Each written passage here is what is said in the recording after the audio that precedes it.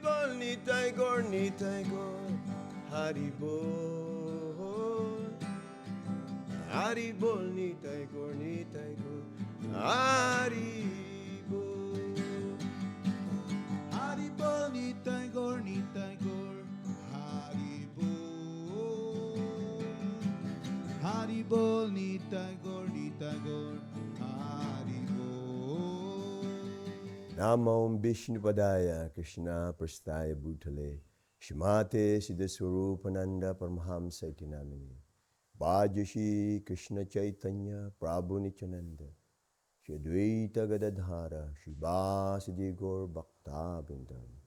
Hare Krishna, Krishna Krishna, Hare Hare, Hare Rama, Rama Rama, Hare Hare. Hare Bol.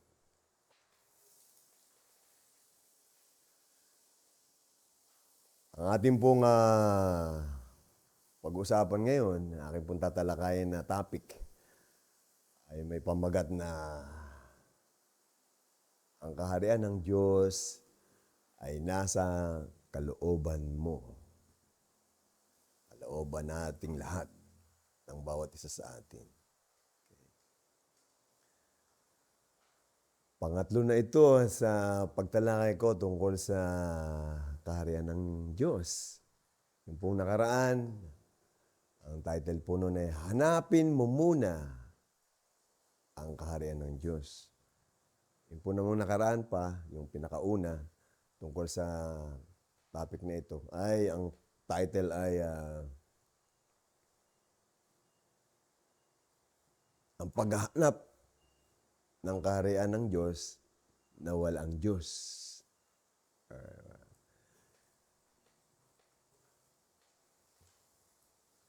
Doon po sa topic na yon, ang pinaka-diwa ay hinahanap natin yung kaharian ng Diyos. Hinahanap natin yung tunay na kaligayahan. Subalit,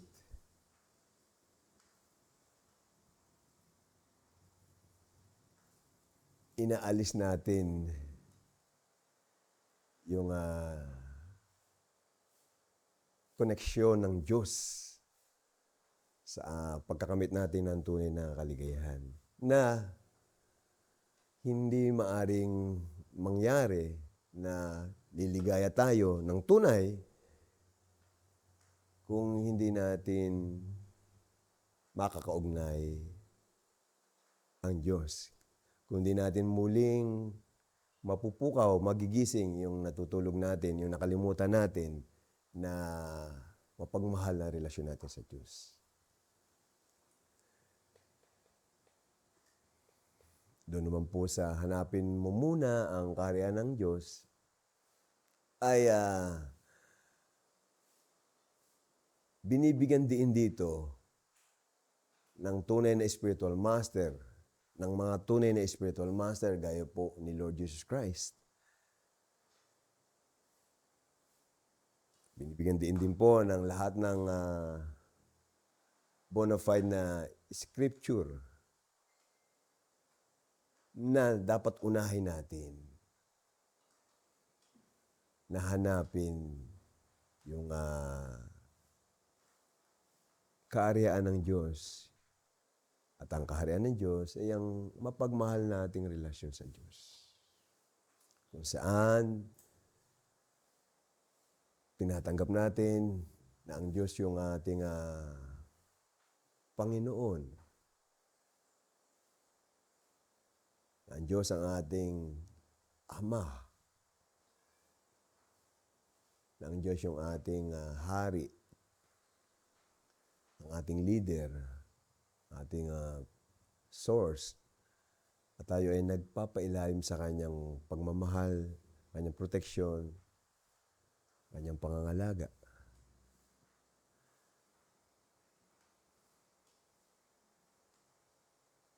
Sabi po doon ay, seek ye first the kingdom of God. Hanapin mo muna ang kaharian ng Diyos. Sabi rin po ni Lord Jesus Christ, Inulit po niya pa, ang una at pinakaimportante kong utos sa inyo ay mahalin mo ang Diyos ng lubusan, ng buo mong puso, ng buo mong pag-iisip, ng buo mong pagkatao. Yun yung una. May emphasis, unahin mo ito. Unahin natin ito. At lahat ng kinakailangan natin ay natural na darating sa atin yun kasi inaalagaan tayo ng Diyos. Seek ye first the kingdom of God and His righteousness, and all those things shall be added unto you. Diba?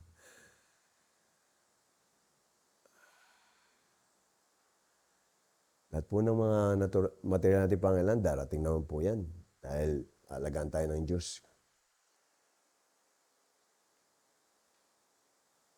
Lahat po ay pag-aari ng Diyos, pinakamayaman ng Diyos, lahat ay kontrolado ng Diyos. Kung tayo lamang ay magiging masunurin sa Kanya, ay hindi po niya tayo pagbabayaan sa ano man natin pangailangan. So, ang unahin natin ay manumbalik yung ating kamalayan na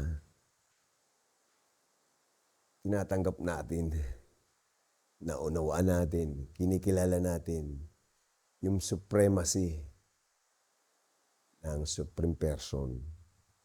At tayo ay tagapagsilbi niya, tagapagmahal niya. Masunurin niya anak. So, ngayon po,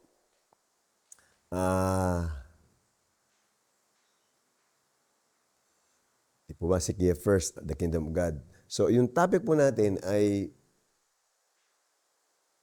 pagsuporta pa, pagdurugtong pa sa ating topic na yan. At ang topic nga natin na to ay mayroong pamagat na ang kaharian ng Diyos ay nasa kalooban mo.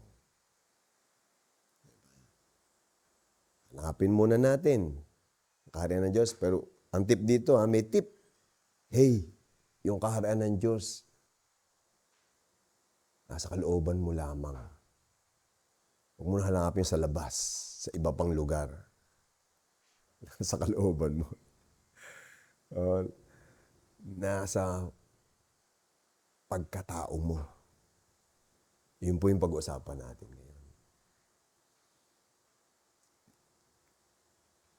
Kung ito yung hahanapin, ay matatagpuan mo ito. Kung tunay yung paghanap mo, matatagpuan mo ito.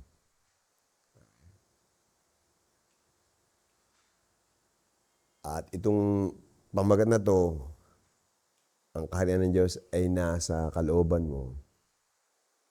Ay pag ito po ay nadinig mo at na-pick up mo, na-appreciate mo, ibig sabihin nun ay pinapaboran ka ng Diyos. Kinalulugdan ka ng Diyos. Dahil nabigyan ka ng tip. Hey, yung kaharian ko nandiyan sa loob mo. Huwag ka na lumayo. Tapos, di ba may kasabihan, sinabi rin ni Lord Jesus Christ, seek and you shall find. Hanapin mo at yung matatagpuan. Kumato ka at ikaw ay mapagbubuksan. Ano ba yan? Isa tatlo yan eh. Ask and you shall receive. Humingi ka at ikaw ay makakatanggap.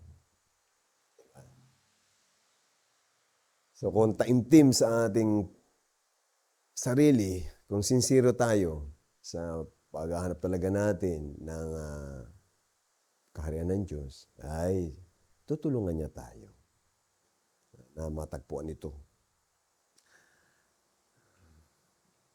Man proposes, God disposes, di ba? Nasa Diyos ang awa, nasa tao ang gawa. Kung talagang gagawain natin to, and magsisikap tayo, kakauhan tayo ng Diyos at lalargahan niya tayo ng tulong. So,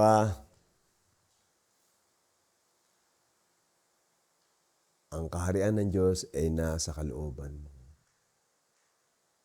Ito po ay matatagpuan. Itong sinabi na ito ni Lord Jesus Christ ay matatagpuan sa libro ni Lucas, sa ika-17 kapitulo o chapter, sa text 21.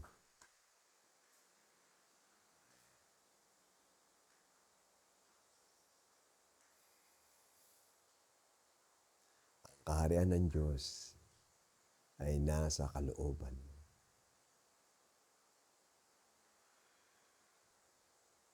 Huwag mong hanapin ito sa labas. Hindi mo makakita sa labas.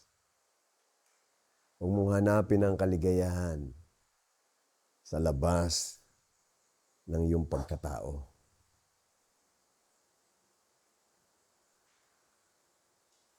Huwag sa external mo hanapin ang kaligayahan. Nasa internal, nasa kalooban. Bawat isa po sa atin ay espiritual na nilalang. Hindi po tayo ang material na katawan. Nababalutan po tayo, nasa loob po tayo ng material na katawan. Para po itong sasakyan, itong katawan na ito, parang sasakyan tayo yung driver. Nababalutan din po tayo ng isa pang uri ng katawan. Ang katawang hindi nakikita, pero material.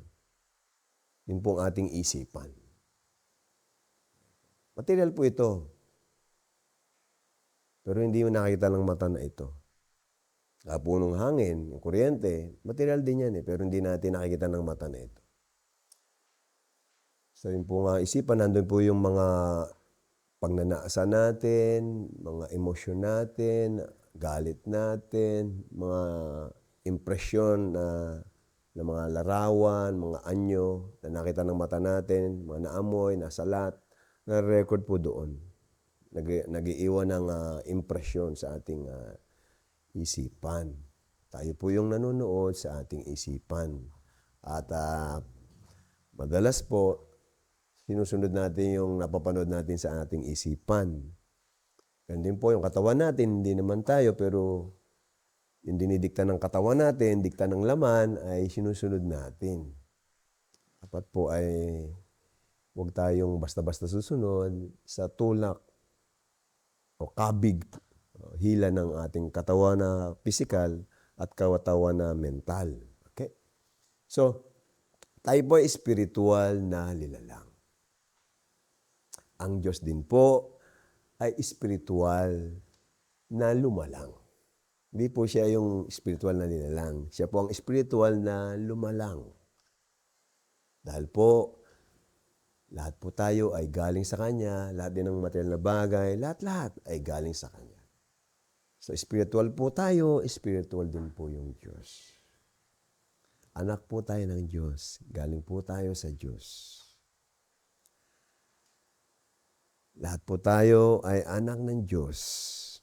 Nasa atin po lamang ang desisyon kung tayo ay magiging masunuring anak o suwail na anak. Meron po tayong maliit na kalayaan. Okay?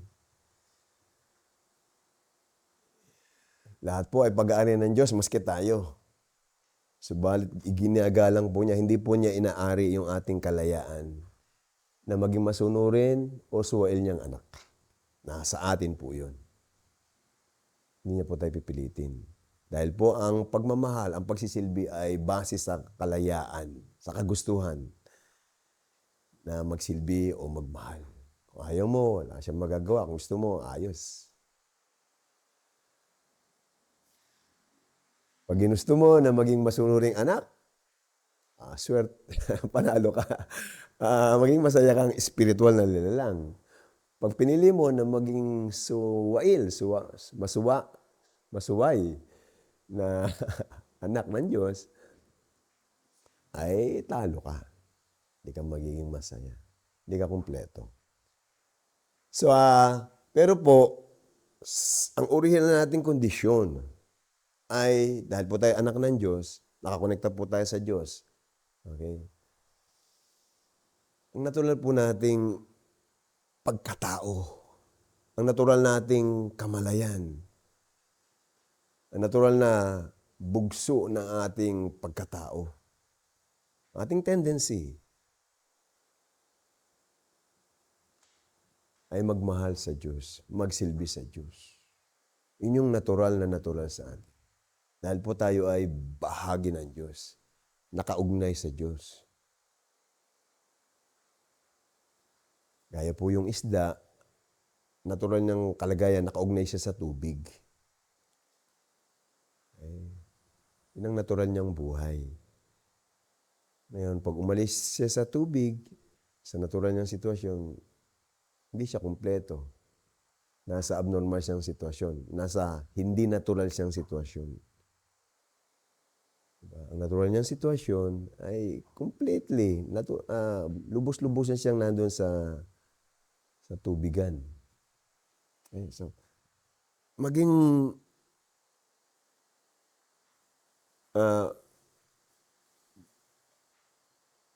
kilalanin po sana natin ito.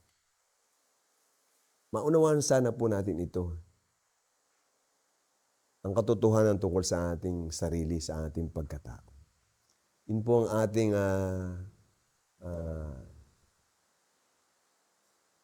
kalagayan, ating kondisyon. Spiritual po tayong nilang, hindi po tayo material. At tayo po ay eternal, laging umiiral, laging buhay. Ang haba-haba po ng ating buhay. At eternal po tayo na tagapagsilbi, anak ng Diyos, tagapagmahal ng Diyos.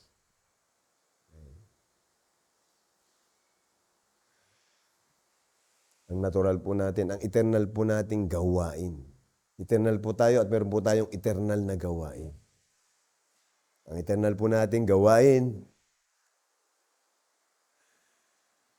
eternal nating masayang gawain, eternal nating natural na gawain, ay magsilbi sa Diyos ng may pagmamahal, na may enthusiastic tayo nagsisilbi sa Diyos, nagmamahal sa Diyos. Buhay na buhay tayo, ganadong-ganado tayo na nagsisilbi sa Diyos, nagmamahal sa Diyos. Yun yung natural sa atin. Kaya lamang po, dahil sa impluensya ng material, yung pong ating kamalayan ay natabunan, natakban. At ang namamalayan natin ay material. Material na buhay. Material na impormasyon. Doon po nakatuon ang ating kamalayan, ang ating atensyon.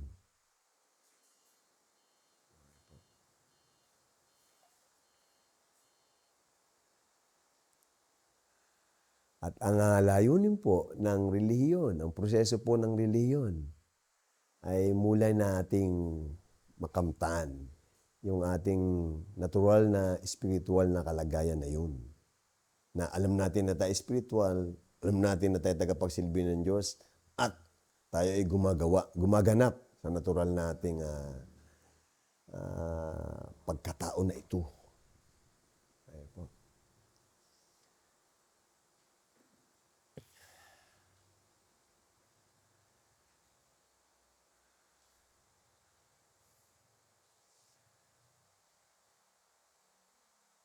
Ang impormasyon po na ito na ang kaharian ng Diyos ay nasa ating kalooban,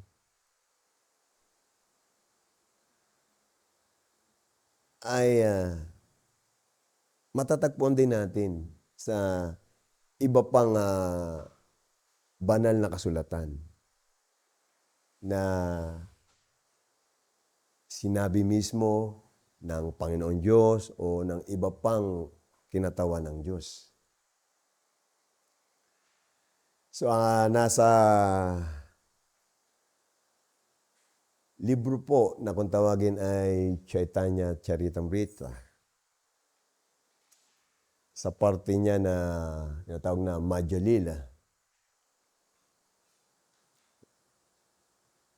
Ito po ay nasa ika-22 chapter sa libro na yon at sa verse na 107. Ang nagsabi po nito ay ang Panginoong Krishna Chaitanya. Ang Panginoong si Krishna Chaitanya ay siya po mismo ang Panginoong Krishna. Subalit bumaba po siya rito hindi bilang ang supremong Panginoong Krishna, kundi bilang supremong tagapagsilbi, devotee ng Panginoong Krishna. Kaya ang pangalan niya ay Krishna Chaitanya. Krishna Chaitanya. Ang mismong Diyos, ang kataas-taasang Diyos, bumaba siya rito more than 500 years ago. Bilang si Lord Krishna Chaitanya, Chaitanya Mahaprabhu. Okay? Ang dakilang guru or teacher, Chaitanya Mahaprabhu.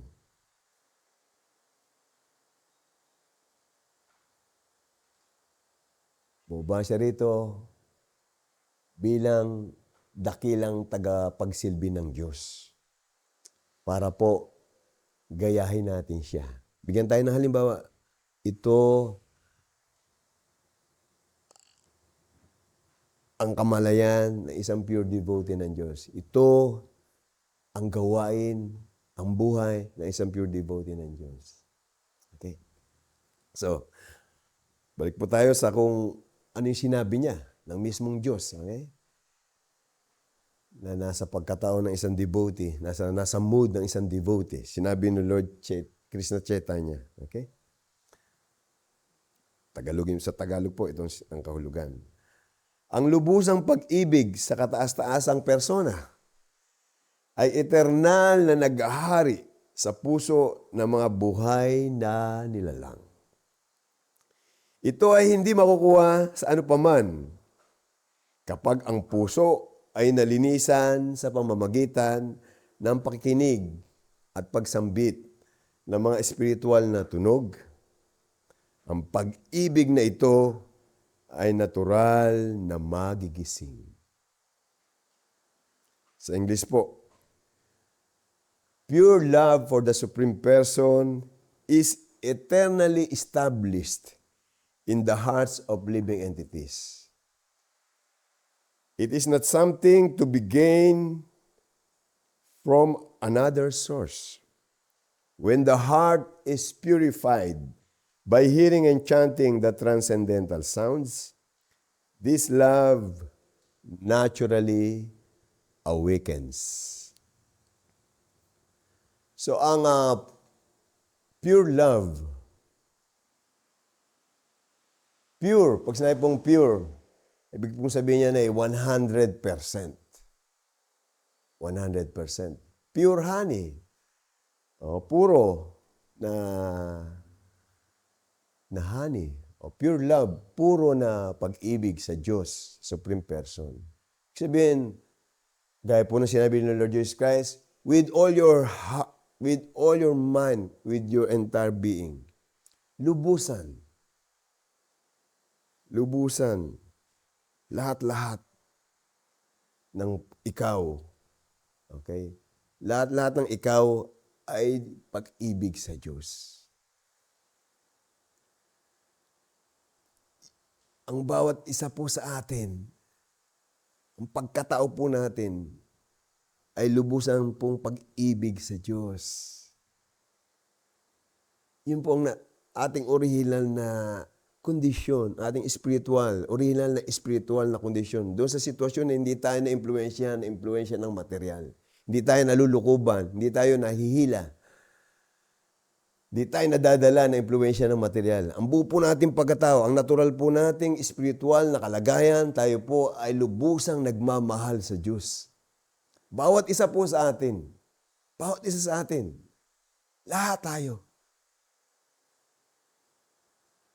Ano man ang nakita natin na hindi natin magandang katangian o hindi magandang katangian ng ating kapwa, hindi po yan ang natural nating pagkatao. Ang sitwasyon na yon ay nadadala tayo na impluwensya ng material. Lahat po tayo ay mabubuti, mapagmahal, mababait, masayahin, may wisdom, buhay na buhay, masayang masaya, na espiritual na nilalang.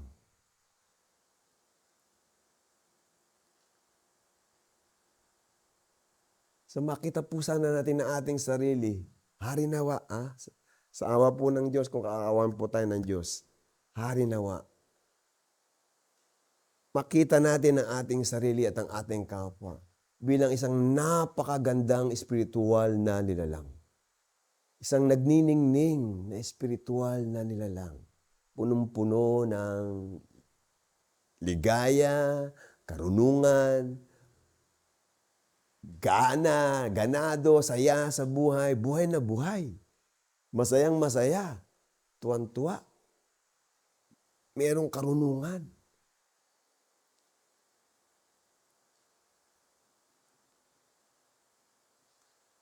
Lahat po tayo. Meron po tayong nakikita na buhay na nilalang, nasa katawang aso, nasa katawang baboy. Dahil sa impluwensya ng material, hindi mo kakitaan ito ng pinag-uusapan natin na kalagayan na ito na masaya, may karunungan, nagmamahal sa Diyos, nagmamahal sa kapwa, naglilingkod ng masayang masaya sa paglilingkod sa lahat ng nilalang. Yung nagniningning na espiritual na lang, sabi, oink, oink, oink. Ginaganon yung tae ng kasama niyang baboy o tae niya mismo. Oink, oink, oink. Nakagat-kagat niya. Higa-higa sa putikan. Spiritual na nilalang. Pero dahil sa impluwensya ng material, ganito katindi ang spiritual, ang impluwensya ng material. Makakalimutan ng spirit soul. Makakalimutan mo ang yung tunay na magandang pagkatao.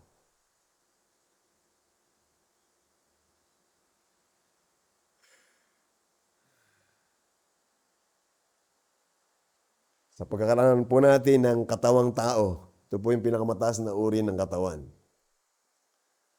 Muli po nating masisilayan, makikita. Muli tayong magigising sa ating magandang espiritual na pagkatao.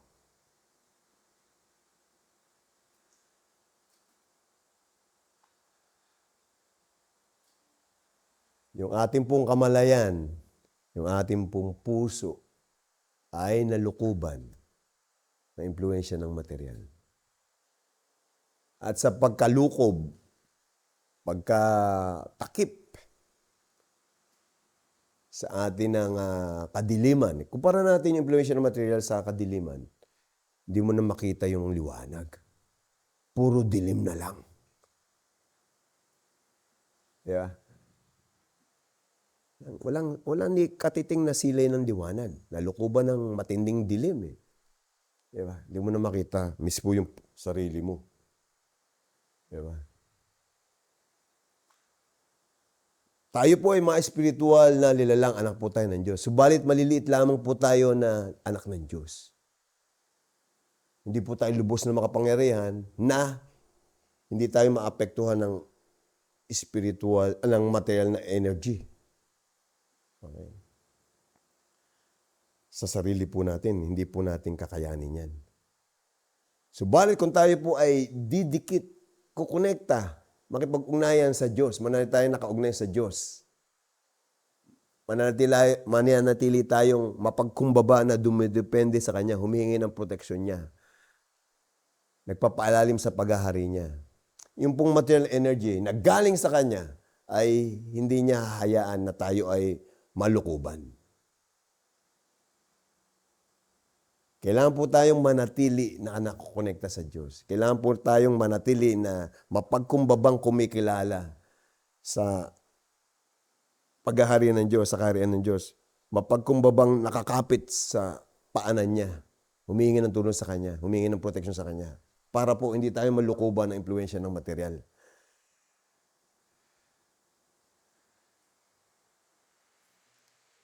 So ang proseso para tayo ay makawala sa impluensya ng material, na ang sitwasyon natin, na yung puso natin, yung kamalayan natin, ang ating natural na karunungan ay natabunan, okay, nalukuban ng kadiliman, ay dumikit tayo sa Diyos, kumikonekta tayo sa Diyos, umugnay tayo sa Diyos. Okay. Na-disconnect po tayo sa ating spiritual na pagkatao. Na-disconnect po tayo sa matagal na panahon sa pagkatao natin na dumidepende sa Diyos. Na-disconnecta po tayo. So, ang solusyon po ay kumonekta po tayo. At ang sinasabi po na paraan ng pagkonekta kaya po sa spiritual, sa Diyos, ay sa magitan ng hearing and chanting, pakinig at pagsambit ng mga transcendental sounds. Ito yung proseso para po malinisan yung ating puso at yung natural nating pag-ibig sa Diyos. Lubos ang pag-ibig sa Diyos, natural nating spiritual na karunungan sa ating relasyon sa Diyos, karunungan sa ating spiritual na pagkatao, ay muli nating makakagisnan, mamamalayan, mararanasan, ma-experience. Andiyan na po yan eh. Tayo yun eh. Tayo yun. Nakalimutan lang natin. Kasi na-focus tayo sa material. Dahil ang lakas ng hila ng material. Tayo po ay mga tinatawag na marginal energy of God. Pag sinabi pong marginal energy of God, pwede po tayong nasa impluensya ng material o nasa impluensya ng spiritual. Hindi po tayong pwedeng nasa gitna. Okay, mamimili ka. Gusto mo sa impluensya ng Diyos, ng spiritual, o nasa impluensya ng material? Oras na pumalag ka, tumanggi ka na ilalim sa impluensya ng Diyos, otomatiko, laglag ka, laglag tayo sa impluensya ng material. Wala iba tayong patutunguhan. Magdesisyon ka ngayon. Magdesisyon tayo lagi, hindi lang ngayon. Tandaan natin to ha.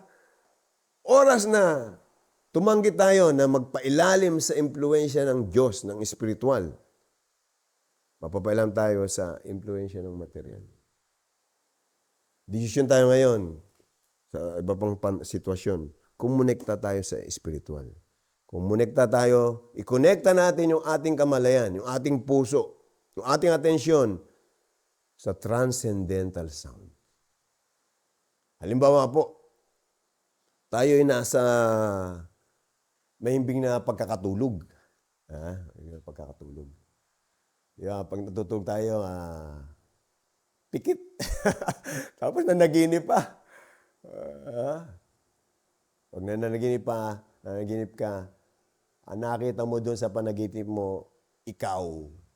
Pero ang ikaw na nakikita mo ay yung katawan. Ikaw ay nahulog, ikaw ay naputulan ng ulo, ikaw ay nasagasaan, o ikaw ay tumatawa, ikaw ay lumilipad. Diba? Ikaw. So, ang sa material nating sitwasyon, tayo ay mahimbing na mahimbing at sa ating pagkakatulog, tutulog tayo sa ating spiritual na buhay, tulog tayo. Okay? Okay? Tulog tayo. Hindi natin namamalayan ang ating spiritual na buhay at ang namamalayan natin yung panaginip. Tayo ay ganito, ganyan, katawan, ganito yung dapat mong gawin sa buhay mo, nakakonekta ka sa bansa na to, sa pamilya na to, sa ganito, ganyan. Ito yung gawain mo, ito yung duty mo. Marami tayong fabricated, concocted na duties. Base sa material na katawan. Okay. Pero hindi mo talaga yung duties mo as spirit soul. Nasa panaginip ka. Ako yung material na katawan, ito yung aking gawain. Tulog ka, mahimbing na mahimbing. Sa napakatagal na panahon, okay? Iba't ibang katawan ang nakikita mo sa panaginip mo, katawang tao, katawang hayop. At nag-identify ka sa katawan na yon, dalang-dala ka ng katawan na yon. Tangay na tangay ka ng katawan na yon. Para ka magising, kailangan mo ng sound. Hoy, gising! Gising! Umuungol ka pa sa kapanaginip mo, nakangiti ka, minsan umiiyak ka, minsan sumisipa ka, minsan sumusuntok ka. Hoy, gising! Gising! Gising. Hindi ikaw yan. Hindi ikaw yung napanaginap mo na yan. Hey, gising! Tayo ka na dyan. Marami tayong gagawin. Ito yung gawain mo. Dito ka liligaya. Alright? So, transcendental sound. Para tayong mabubuhusan ng malamig na tubig, gising tayo. Ano po? So, ang transcendental sounds ay galing sa spiritual world. Galing sa Panginoon Diyos. At ang may dala nito ay yung Diyos mismo at yung mga kinatawan ng Diyos, mga representative ng Diyos. At ang kanilang sasabihin ay mga spiritual na sounds. May kinalaman sa katotohanan. Ang laman, ang diwa ng kanilang mensahe ay spiritual. At ang nakasulit din sa scripture na sinulat mismo ng Diyos o kinatawan ng Diyos o ng incarnation ng Diyos, laman din yan ay spiritual sounds. Konekta natin ang ating kamalayan sa spiritual para ma-spiritualize yung ating kamalayan. Malinisan, ma-purify. Po. So, tandaan po natin ito. Sana po ay manalangin tayo na harinawa. Dumating tayo sa appreciation. Maski theoretical understanding na ako pala ay spiritual na lang at ang ganda-ganda ng aking spiritual na katangian. Nakalimutan ko lang kung sino ako. Lalong nakalimutan mo yung Diyos. Yung sarili mo, nakalimutan mo. Lalo pa yung Diyos. Kalimutan mo sigurado. So ito po yung proseso ng religious life, spiritual life. Muli tayong makabalik sa ating nakalimutan na spiritual na katangian. Muli tayong magising sa ating nakatulugan na spiritual na buhay. So, gawin na po natin ngayon, lagi-lagi, yung proseso para pag-connecta sa transcendental sounds. Hearing, chanting, the transcendental sounds, mga banal na pangalan, spiritual na pangalan. Po. Gawin po natin ito. Gawin lamang po natin. Unti-unti, makamit natin yung grasya, awa ng Diyos. Sa tulong po niya, sa awa po niya, ay magising po tayo sa ating napakagandang natural na spiritual na pagkatao.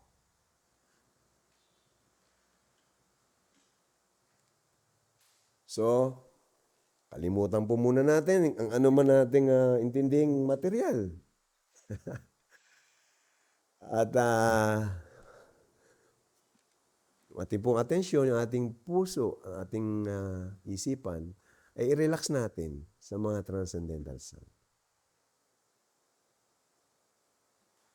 Relax lang po tayo. Bigyan po natin ng transcendental break ating sarili. Break sa mga material na worries, anxieties, concerns, maalalahanin, problema. Break, break, break. Time out, time out. Okay. Retreat, retreat. Okay.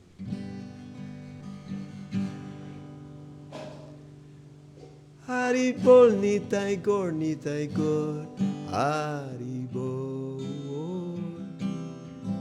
Haribol ni Tigor, Haribol. Haribol ni Tagor, Haribol. Haribol ni Tagor, Haribol. Haribol ni Tigor, Haribol. Haribol ni Tigor, Haribol. Haribol ni Tagor, Haribol. Haribol ni Tagor, Haribol. Haribol ni Tigor, Haribol. Haribol ni Tigor, Haribol. Haribol ni Tagor, Haribol. Haribol ni Tagor, Haribol. Haribol ni Tigor, Haribol. Haribol ni Tigor, Haribol. Haribol ni Tagor, Haribol. Haribol ni Tagor, Haribol. Haribol ni Tigor, Haribol. Haribol ni Tigor, Haribol. Haribol ni Tagor, Haribol. Haribol ni Tagor, Haribol. Haribol ni Tigor, Haribol. Haribol ni Tigor, Haribol. Haribol ni Tagor, Haribol. Haribol ni Tagor, Haribol. Haribol ni Tigor, Haribol. Haribol ni Tigor, Haribol. Haribol ni Tagor, Haribol. Haribol ni Tagor, Haribol. Haribol ni Tigor, Haribol. Haribol ni Tigor, Haribol. Haribol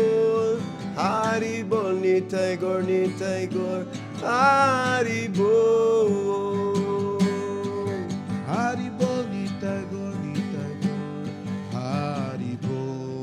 Haribol ni Tagor, Haribol. Haribol ni Tigor, Haribol. Haribol ni Tigor, Haribol. Haribol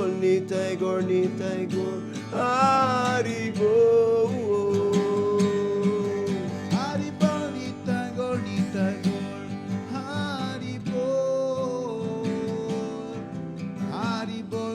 Haribol ni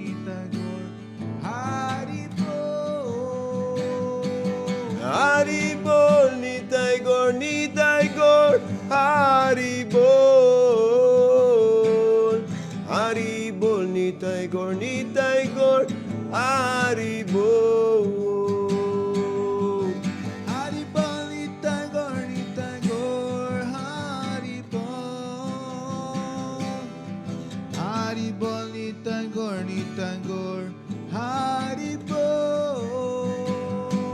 Haribol ni Tigor, Haribol. Haribol ni Tigor, Haribo. Haribo ni Tagore, Haribo. Haribo ni Tagore, Haribo. Haribo ni Tagore, Haribo. Haribo ni Tagore, Haribo. Haribo ni Tagore, Haribo. Haribo ni Tagore, Haribo. Gopala Govinda Rama Madana Mohana. Gopala Govinda Rama Madana Mohana. Gopala Govinda Rama Madana Mohana. Gopala Govinda Rama Madana Mohana. Gopala Govinda Rama Madana Mohana. Gopala Govinda Rama Madana Mohana. Gopala Govinda Rama Gopala. Madana Mohana. Gopala Govinda Rama Madana Mohana. Gopala Govinda Rama Madana Mohana. Gopala Govinda Rama Madana Mohana. Gopala Govinda Rama Gopala. Madana Mohana. Gopala Govinda Rama Madana Mohana. Gopala Govinda Rama Madana Mohana. Gopala Govinda Rama Madana Mohana.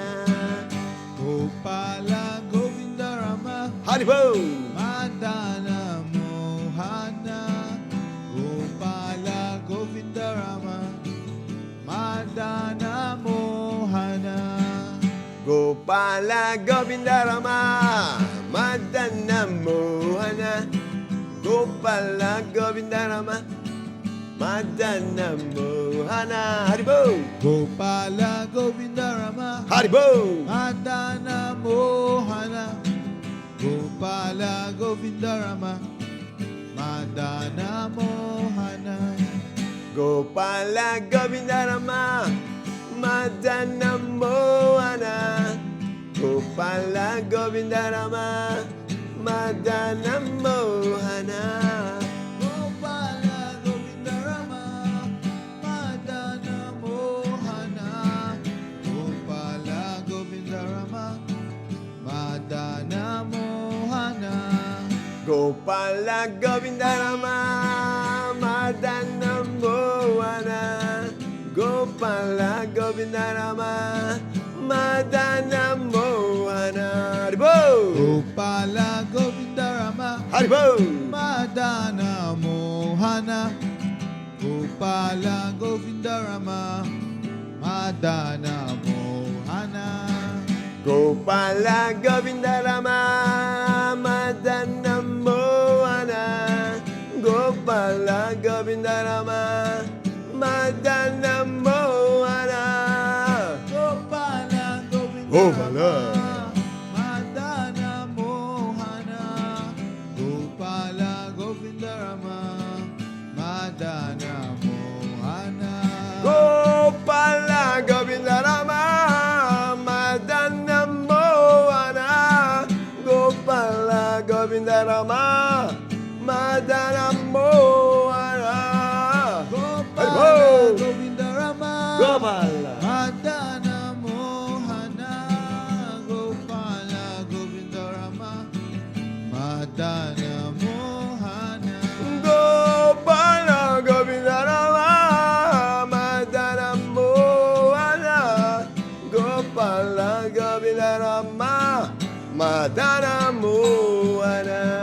Haribol! Gopala Govindarama Madana Mohana Gopala Govindarama Madana Mohana Gopala Govindarama Madana Mohana.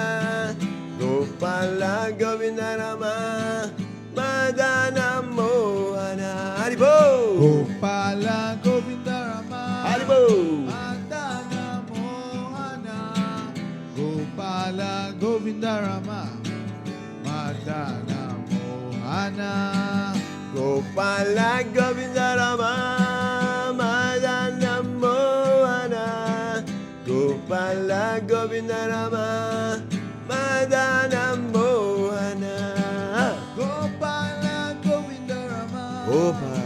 Madana Mohana Gopala Govindarama Madana Mohana Gopala Govindarama Madana Mohana. Gopala Govindarama Madana Mohana. Gopala Govindarama Madana Mohana Gopala Govindarama Madana Mohana Gopala Govindarama Madana Mohana. Gopala Govindarama Madana Mohana. Gopala Govindarama Madana Mohana Gopala Govindarama Madana Mohana Gopala Govindarama Madana Mohana. Gopala Govindarama Madana Mohana.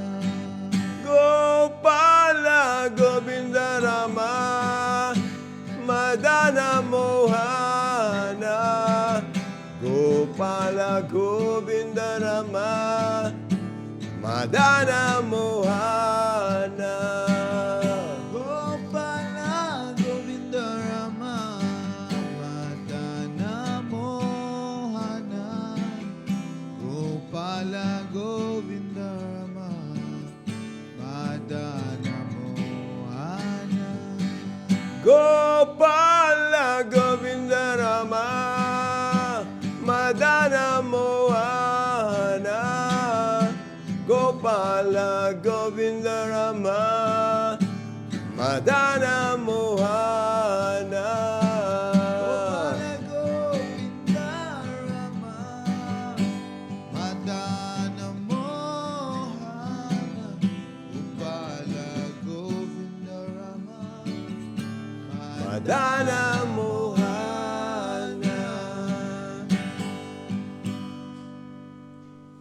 Gopala Govinda Rama Madana Mohana. Haribol! Marami pong haribol sa inyong lahat. Hanggang po sa muli. Salamat po. Haribol!